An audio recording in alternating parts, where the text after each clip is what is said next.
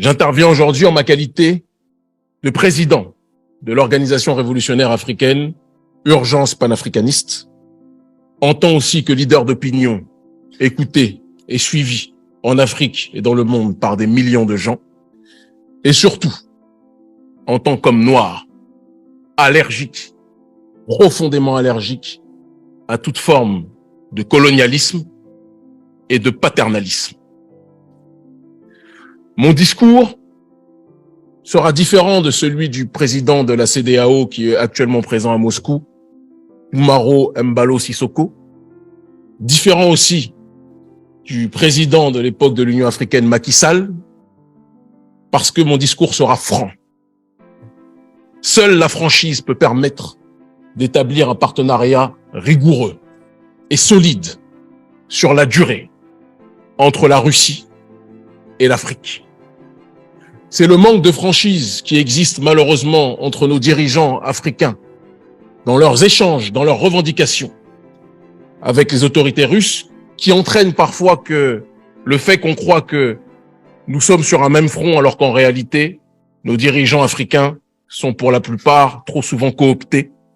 par l'élite occidentale.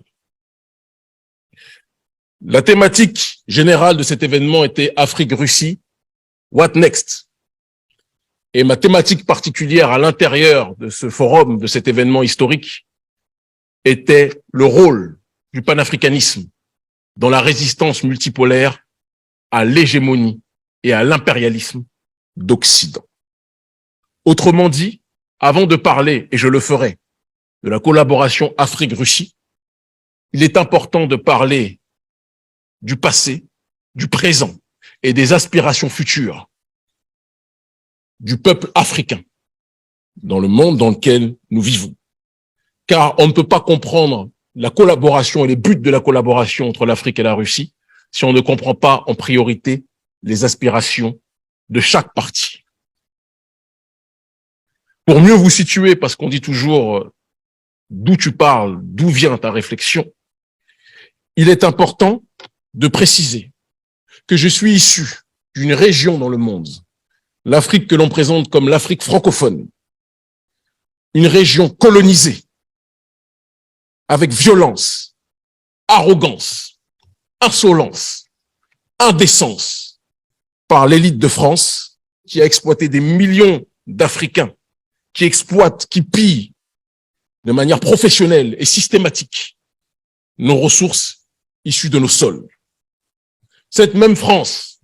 ou du moins cette même oligarchie de France, qui a détruit la Libye, qui a assassiné le colonel Kadhafi, alimentant, générant, structurant le terrorisme et la déstabilisation au Sahel. Cette même élite de France, je différencie l'élite de France, j'y reviendrai tout à l'heure, du peuple français qui subit lui aussi les dérives de son gouvernement. Cette même élite de France qui par la suite a l'arrogance de venir se présenter comme un pompier voulant éteindre le feu qu'ils ont pourtant allumé au Sahel.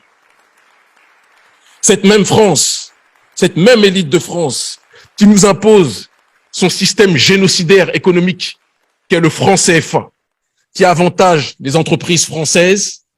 les multinationales occidentales, mais empêche les populations africaines de commercer efficacement entre elles. Cette même élite de France qui nous impose des dirigeants marionnettes qui tuent leur peuple, tel que le président actuel, parce qu'il faut le dire tel qu'il est, le président actuel du Tchad, Mahamat Déby, soutenu par le président Macron, ce président Mahamat Déby qui assassine en masse sa population. Ou encore, et personne n'y verra du mal, je l'espère, sauf les espions américains et français peut-être dans cette salle, ou encore les dirigeants dirigés, que sont les présidents Alassane Dramane Ouattara, Macky Sall, ils sont nombreux, Patrice Talon, Mohamed Bazoum, Umaro Sissoko Embalo et tant d'autres, je ne peux pas tous les citer, la liste est trop longue, qui suivent les intérêts de l'Occident